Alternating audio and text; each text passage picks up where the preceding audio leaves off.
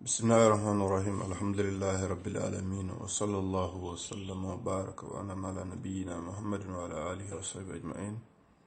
الحمد لله رب العالمين بألتنت لمن جرك تنتك سلكي لما صلى الله عليه وسلم نيو بتجي نا فرايدو كتلا كتاب ونمي على كونكا كرندي كافمي الرهبية بيلم ولدا كنونتون جانتي الدرس التاسع yo wala dalu men tambita ndiyam tanum keta dalu nonon mu menti inni yoli kanisi falu menuta ay tandi kol mu worolti ka bol kono men ka nisfo ta wala naflo talantemu abol fanan kono men ka rubu ta wala naflo ya tala naniti e kilindi amario nyinna ngawo fanan karan ani men ka sumuno ta wala furo wala naflo ya tala skudi seyti sidla sey e kilindi amario la bi mbeta damen ako babu ma yerithu thuluthaini wala mulu men ka frola nafulo talada saba fulota walen ko komi ka frola nafulo tala sidla sabati ka kilimbondi ko misal kam ni lafta a percentage bonde alon keme ni atala mo sabati ma 100 mo be kala tan sabani saba anin budu tan saba yo sai mo fulani yo bole kaflani kominin dalasi tan sabam ni asla mo sabatima yalla mo jolati ten dalasi sa ne mo fulani yo kafunyoma wala siyata hafot sa yo be di telle ka fule thuluthain misal kam ni wuli sabalom ni atala sabatima yalla wuli kilenno sa ne mo fulani yo kafunyoma wala wuli fula biri atala kude sabate kude fulo kafunyoma ya di mo men e ka fule thuluthain wala bundati me yalon ko mina wala falaja inshallah taala ako menika wota monani dom wala mufrewo di musulu adinke di musulu abari musu kono to lu ana bari musulu ani mendenda fala nalia famna diamo kono ka fole di musulu wala mo jamal ako الثلثان فرد اثنتين متساويين فأكثر مما يرث النصف أكون يامو ثلثان ولا مول منك نافلو تلانتي موتا نيسيات نعم يالهم فتو كيو كنافلو تلانتي موتا برفو فتو كيو كسيا يالاتي بكسيا دي موسو كيلين أكا نافلو تلانتي موتا كدي يالهم نافالي لكم كونين دي موسو لسياتا يكا منك بيم فتاتا ولم كيتي في هنسا كم موبانتا دي موسو فلاتو wala di musutan wala di musutani lulu wala be mbala na fulu tarala sidla saba fulo be ngodi wodi musola nim wodi musolu damma dinke wolti na hana tar fama nyol bije wala bama wala mun kuma ya fam wala mu fulote fulanja dinke wodi muso nin di musolti ye dinke wodi muso yalla na fa na kileno ma fa nan katalante mota ban na fa nan siya da hanisa en barin ke wote bla man ke dinke bije fa furo banda a dingolu teje a di musol ti ya dinke wodi bara dinke wodi musol le bije isiyata sai na fulo mbatala la kude sabate nga fulo be jenkende karala ngodi tella ini momo be keta wala na bare sarto men di tel fanam barin ke o kana tarje kadu ni barin ke bije wolam al hala sabanyat kato musu kilin wala musu jama wala musol nin kewol wala kewol damma ke kilin ke jama kewol dam kewol ni muso wol be ka tara yafa ba ni muskilin ka talante mo tan ni musol siare be naflo tarala sidla sabati e fula di itul musol di musol ngin abonya la fana dinkewo di musol wala mflanyat wadum furo banta dium bi jami am ka fa Ibrahim wala di muso me ka Khadija ni Ibrahim beti ke birate ka bam bara mamari mule je mi alon ko Ibrahim dingo dimmusol no ni wolu siata wato frol na flon sa tala sadula sabati ma kudé fulo be karandi ko to wala mu 66.6% kat wala mu onde da so ina tutat ni ka wala fojam wala mu meni alon ko ka tutat ni soto foro en ko to wabol ka fay nyame pe ni oboreje mo sabanya me ya lon ka tele ka furula na fulo ka tala sidlas e tutat ka diala wala ka tala kudi sabati ka fulo be diala wala mo bare musu kono to na fanan be wotala komi aka sartolu mi aka talante mo tay mo kilimme mu sarto sarte kilonu bari jam foy se siya wolom ni wulula kewol teje dingolu teje o kola barin ke konotolu teje sa bari mus konotolu foy siya kadu nin kilino mo ibe hafol tal mentamita bari ni siya da doron sa ibe taminto sa ibe tamila hafol wolom be 3 tat le direl ka na flo tala sidla saba ka 2 tat subhanallah tuta mena fado tala la sidla saba nga fulota nga be dil wala mbar mus konotol yalla ni be talante mo talam ko dingul kana tar ya nim fal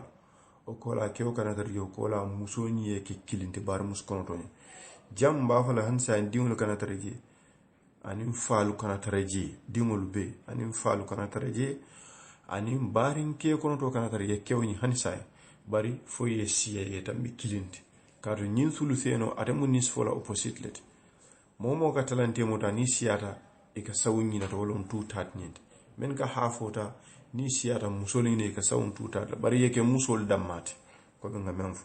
adila di same condition on nimbar muskono tolom dingul manyana taraja ni wulula kew na o kola ni o bode je nani nya bari muso fronmen den da fala ni atarol fanambe na fulo tuta tala wolon ka tala sidla sabati ka fulo be ditella ka o be ditella o be kala wati min na wolon ko ni atar ko dingolu tije famalu tije ko min ka ben foyla hafoto o kola bari muskono tol ni bari ke kono tol tije ka to wolle sembo worte telti o kola bari muso fronmen den da fala e kana bari ke do so fronmen den da fala o kola tel bari muso fala foye siamo kilinti because ni mo kilin ibe murla nisfol dole half women tammi bar ni siata dron ibaje lebe solution la wala kana flota la sidla saba tutat e ka kilin di jana idan nin lamu bari muso furon men den da fala afanan se furola na fulo talante mo ta nole nam abata no la nyaadire wolem ko ase furola na fulo asata lante mo tale nin atar ko furo men banda dingolo teje wulula kewol ma fo musol wulula kewol teje o gola baringe kontrol bar muskono tol teje o gola te bari musolu me ango furo ni den da fala barin kewol kana taraji ay ketol musolu dammati adu ye siya kilenti because ni mo kilin ne be tawante mo tala ite nyin tanola ngayin tutat men fo nyim fo mo siya mo kilim bukata tan ati mo kilim bukata tan ko min hafo fo nyame hafo mo fula buka dengala bari nyin tutat fana mo kilim bukata oto men ka hafota ni konto siata wato le ka sawni keta nyinto komi ngafo nyame ita nyillo mo nanolti men ya lon ko e ka nafulola tutat tawlen ka tala kude sabati ka fulo be dila wolen furo di musolo ni adar furo di musu jamal tuje dinke tabul walla dinke o di musol ni furo dinke o di muso jamal tuje wato dingol tije adun dinke ol fanande wala man barin kewol so because ninke ol ni musol musaay ka talale kew flo muso kilin mena o fanato e ga min li dhakar misl hadhi al unthayn no bari bar musu kono tol men ya lon ko froni denta banim fala wati men na nindi ngol teje wulula kewlu teje ko lay telefon man barin ke so fo tel musolu damma wato e ka fonkota e ka suluseno nyenta tutani kola bar muso furo men den da fala ni wati men na furo dingolu teji awulula lu teji a barin ko ni barum sal men da banin fala wol teji kadu nim barin ko men den da banin fala ani men den da fala no damma no wala sembo war men den da banin fala sa wolle ka ke za go walla ke ta be waral sa ni wol bije askeno nyulte fen sotol na o kola fana itel barim musolu furo men den da fala barin ko kana targe furo men den da fada mal ni wo bije doron sai ba jela ko ila keta be kala kulti me alon ko abe ati sembo soto la baki ba jela ko askeno to mando bare te fen soto no mume wala nam bay tol to ako thuluthani lil banati jam'a ako thuluthana wala di musolti jamal ma zada an wahidatin fasam amen la fata kilin kan fasama uta moy faraido bunda keta la janin ko jam'o wala mel la fata kilin kan wala ithnin وفي أقل جمع مذهبان أقواهما 3 الاثنان كم جماعة عرب ولا كارولا أدامو تتا سبل من صحيات بربيتون إسلام ولا سريان لكيتي جماعة بيجي جماعة كدامو تفول الله كم موفل سسلي جماعة سوتو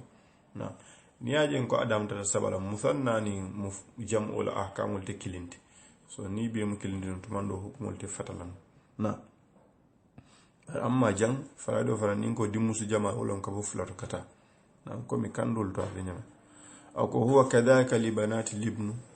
ako abonya le fanan suluseno nyi talada tirita ni olon ka tala kude sabati ka fulo bondi yo fanan be dinkew di musol yele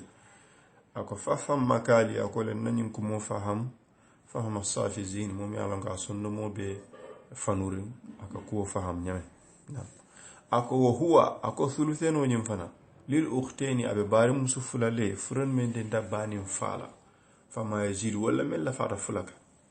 qada bihi al-ahrar wal abid ako min jonglu nin furul be kitita nyinna wala kaytan ko je lonal kamendala ako wala chori jang nam kaytan ko lonal kamenda yin kitiyo lale kaje ko bari muskono do furan men den dabani fala e fananse furola nafulo suluseno nyin tano wala katala sidla sabati ka fulo dila ni wato men na furo dingo lu teje birawe bonna dinta wulu wala dingo men ka ketaki wala awulula kewti wala famana mamati o kola tulfana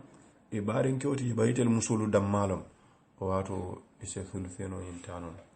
ako hada ako nyimmu kito lidha kunna li ummin wa abniya tari tuludan tabanin fa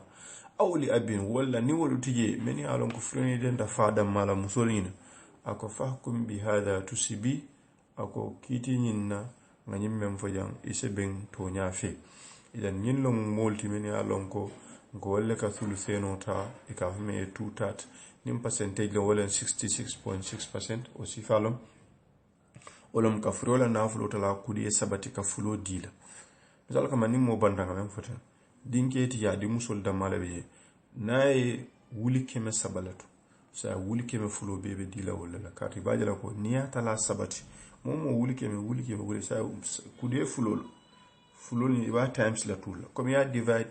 ya tala fula tem ya times tool la bajala ko wuli keme sabani ya tala mo sabati momo wuli keme sa mo fula ni wuli fulalde wala be dila di musol ni la jam yan ñillamu bundati mi yalon ko lafta pour ka ko en mulmani bundato